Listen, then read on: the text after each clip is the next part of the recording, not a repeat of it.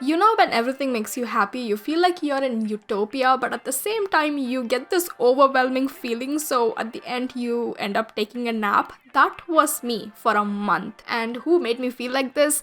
Bestie, it's the K-beauty brand 𝘗𝘮𝑦𝑒. In today's video, we are going to be talking about lip tints from 𝘗𝑗. I got 5 lip tints from glossy and glassy ones to buttery smooth filter-like velvet tints. Let's start with the glossy lip tints. The first one I have is the 𝘗𝑗 Glasting Water Gloss in 01 Sanho Crush. If you love lip plumping glosses with teeny tiny bit of minute shimmer, then you will love 𝘗𝑗's Lasting Water Gloss. I have the variant 01 Sanho Crush. Don't be fooled seeing the orange tint through the glass bottle. 01 Sanho Crush does not have any tint. It may have a bit of coral hue, but the hue isn't saturated enough to show up on the lips. On the tube, you can see orange and purple glitters floating in the gloss. The shimmery finish isn't visible on my lips. It looks clear and shimmers are so minute that you can barely get to see it on the lips. The consistency goes well with the name Glasting Water Gloss because I wouldn't describe this as a regular lip gloss. Regular schmegular glosses are thick way on the lips and feel sticky. This one, on the other hand, feels like lip oil. This could be disguised as a lip oil, so I get the name water gloss. Reminds me of the Lamel lip care oil. Nourishing, hydrating, and also plumping. This has got that minty cooling sensation, and after a minute my lips looked visibly juicy and plumpy. Also, it has this peculiar polo mint smell. The minty scent is pleasant and it's not annoying. This is the type of lip gloss I would suggest for people who hate thick, sticky glosses. None of 𝘗𝑗 lip tints are sticky or tacky in texture. I use this in 3 ways. One, as a lip plumper. I said I hate lip plumping glosses many times, but I'm forcing myself to try more lip plumpers before, coming to a conclusion. Second is like a regular transparent lip gloss, and third, on top of lip liners. What I did here was I lined my lips with a lip liner, smudged it so it looked ombre, left the center part empty, so when I added the gloss, it looked so reflective and juicy. Reminded me of the iconic 𝘤𝘮𝘴 ombre glossy lips. I really liked the reflective glass finish. The best thing is no matter how many layers you add on the lips, it doesn't feel heavy. But if you hate lip plumping glosses, then I don't think you will like this. Also, this is the first time I have ever seen a wand like this. What is this plastic wand? It's so cute, okay? So unique. Overall, I give this 9 out of 10. The next tint was suggested by one of you in my comments. So when I wanted to get the 𝘗𝑗 Juicy Lasting Tint, I just got the shade Dark Coconut that was recommended, I think, a few months back, and I was not disappointed. Juicy Lasting Tint is the type of product I would categorize as a sheer glossy lip tint. But again, unlike your regular sheer glosses, with this one you can build as many layers as you want, and as you layer the tint, it looks badass. Every layer adds more value to the saturation. So with one layer you get this barely there sheer glossy lips, and with 3 layers you get vampy saturated glossy lips. The Juicy Lasting Tint and the Glasting Water Tint, both of these did not feel like regular lip glosses. Imagine watery lip tint, but the water doesn't dry out and the shine stays. So you get the saturation of a lip tint, reflective shine of a lip gloss, but the hydration of a watery lip tint formula. I don't know about you, to me this is like a very unique formula. Dark Coconut is a brown based tint with red undertones. At first it looks red on my lips, and after a few minutes the brown in the tint shows up. And believe me or not, Dark Coconut is another alleged Korean dupe of Clinique Black Honey, and as usual with any other Clinique Black Honey dupe, they look nothing alike. The difference between this and Clinique Black Honey is that 𝘗𝑗 Dark Coconut falls on the brownish red spectrum, but I would actually say that if you're looking for a pigment packed Clinique Black Honey dupe that actually looks like, black honey, like the food honey, I recommend this. This lasts for about 4 to 5 hours on my lips, and the only drawback is that you don't get stain, like the vampy stain. I'm fine with that, so I'm gonna give this 10 out of 10. If you're strictly looking for a long lasting glossy tint that stains your lips, then the Rom&nd Glasting water tint is the one for you. I'm gonna be honest, I don't see a huge difference in the consistency and texture of Juicy Lasting Tint and Glasting water tint, except for the shade range and longevity.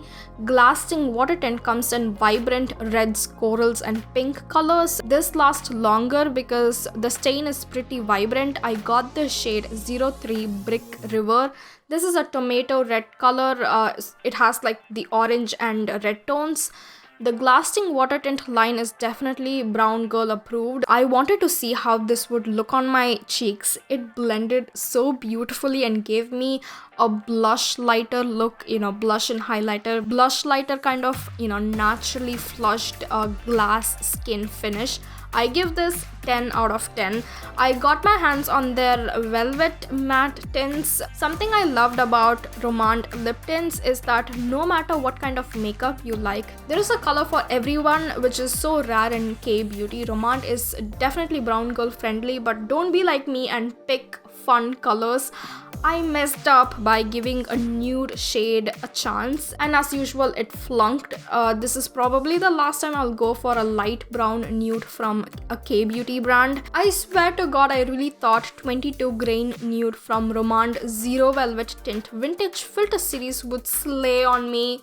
It did not. 22 grain nude washes me out, so let's talk about it. Zero Velvet Tint is the most lightweight tint compared to all of the other tints I have tried so far. This is your typical velvet matte tint formula, so you can expect a moussey texture with a soft, barely there finish. Something I've noticed is that Rom&nd makes the best blurry finish formula. It was so blurry to the point where I went to line my lips using a lip liner. I couldn't even see the color being deposited on my lips, meaning the tint is so slippery from the blurry finish that my lip liner didn't get the grip to deposit the color. I literally had to poke the pencil on my lips and scratch the liner to see some color. Isn't that crazy? Also, this is the first time that I didn't use my fingers to blend the tint. That's how good the formula is. For the first time, we don't have to use our fingers or brush to get that blurry finish.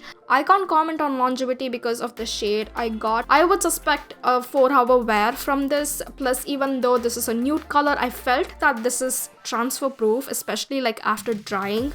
Overall, I give this 9 out of 10. You want something lightweight, something that's blurry, get this. I saved the best for the last. If you want me to suggest only one Korean tint out of all of the ones that I've tried so far from 𝘗𝘳𝘴, Etude House, Unleashia and Rom&nd, it has to be the Blur Fudge tint. This is on the top of my tier. This lip tint is so exceptional that I didn't even know how to describe this tint properly. Like, my brain got shut down for a moment, y'all. All of the other velvet matte tints are like 60 to 80% blurry. Rom&nd Blur Fudge tint is 100% blurry. This consistency feels like powder mixed with cream and not your typical creamy liquidy formula. In my opinion, the consistency seemed very unique, and by far this is the most blurriest velvet lip tint I have tried. You know how it felt on my lips? It felt like rubber on my lips, and that's how blurry it looks and feels. You're the kind of person who always avoids matte products just because it, accentuates your fine lines, then I cannot recommend this enough. Trust me, you will not be disappointed. You would think that a blurry filter-like formula would at least weigh on the lips. Nope, not at all. This may not be as weightless as the Zero Velvet tint, but the formula feels like it's floating on your lips. Airy, moussey, velvety, blurry. I could not ask more from this tint. I kind of suspect that this is one of their best sellers because all of these shades were sold out. I secured one last shade that was left out, 03 Musky.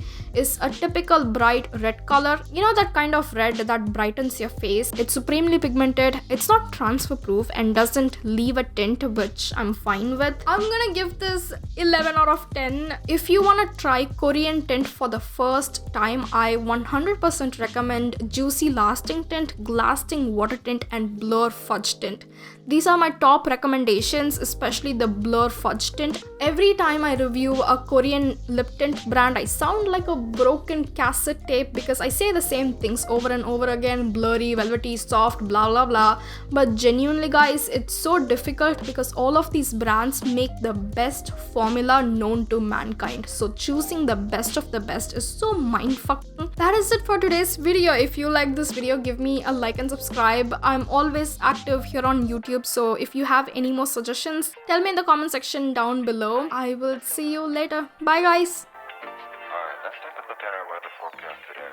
Today's forecast, a lot of sunshine, blue skies, marine clouds. Just a perfect day to go outside and relax. That's your forecast. We'll be right back.